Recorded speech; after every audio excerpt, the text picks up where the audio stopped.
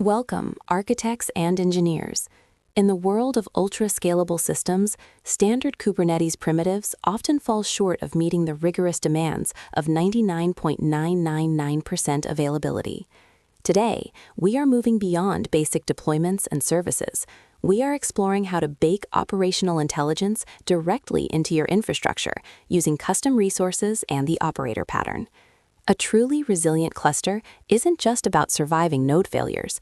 It's about a system that understands its own complex state and self-heals without human intervention. By the end of this session, you will understand how to design clusters that scale globally while maintaining deep operational integrity. Standard Kubernetes objects like replica sets and stateful sets are excellent for generic workloads, but they lack domain-specific knowledge. When you're managing a complex database or a distributed cache, a simple restart isn't always the right answer. Native objects don't understand data consistency, replication lag, or graceful handover sequences. This is where custom resource definitions, or CRDs, come into play. They allow us to extend the Kubernetes API with our own schema, transforming the cluster into a specialized platform that speaks the language of your specific application requirements.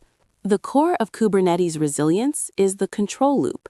An operator is essentially a custom controller that implements this loop for your custom resources.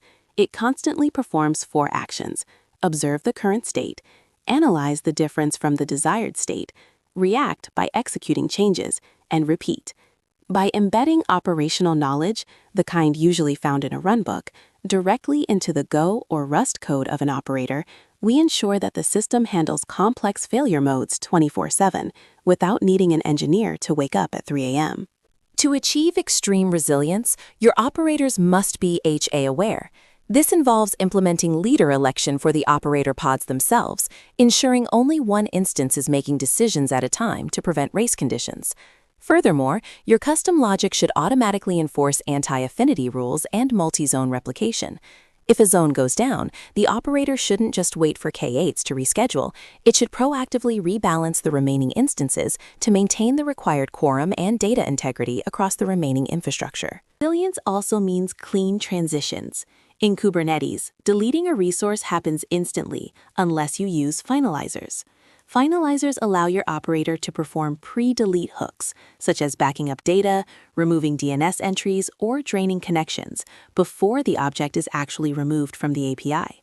By combining finalizers with owner references, we create a robust dependency graph. If a parent custom resource is deleted, the operator ensures all children are cleaned up in the correct order, preventing orphaned resources that can clutter your cluster and cause billing or security leaks. When designing for global scale, a single cluster is a single point of failure. Modern resilience patterns involve multi-cluster orchestration. Using operators that span across clusters, we can synchronize state and distribute traffic based on local latency or regional demand. These meta-operators watch resources in a primary management cluster and reconcile the state across dozens of spoke clusters worldwide. This allows for seamless failover. If an entire AWS region or Azure zone fails, your global operator can redirect traffic and scale up capacity in a different part of the world automatically. Standard liveness and readiness probes are often too blunt. A resilient operator implements deep probes, checking not just if the process is running, but if it can actually perform its work. For instance, can the database write to the disk? Is the message queue's depth within acceptable limits? If these deep checks fail, the operator can take sophisticated remediation steps beyond a simple restart, such as putting the pod in a maintenance mode, performing a localized data repair, or triggering a graceful failover to a standby node. Resilience isn't just about fixing things when they break, it's about preventing invalid states from ever occurring. By integrating your operator with validating and mutating admission webhooks, you can intercept requests to the API server. This allows you to reject configurations that would lead to instability, such as a user trying to scale a cluster below its minimum quorum size. You can also use mutating webhooks to automatically inject sidecars or standard security policies, ensuring every resource follows the gold path of your resilient architecture by default. An operator is the brain of your cluster, so you must monitor the monitor. We need to track the reconcile loop duration, how long it takes for the operator to respond to a change. If this duration increases, your system's mean time to recovery also increases. We use custom Prometheus metrics to export the internal state of the operator, number of successful reconciliations, error rates per resource, and resource-specific health scores.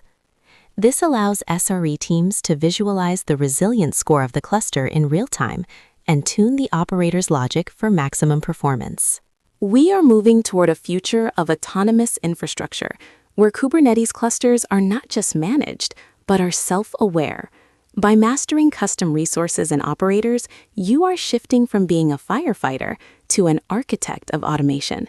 This level of resilience allows your organization to innovate faster, knowing that the underlying system is robust enough to handle the unknown. As you design your next cluster, remember, don't just build for capacity, build for intelligence. Thank you for joining this deep dive into highly resilient Kubernetes design.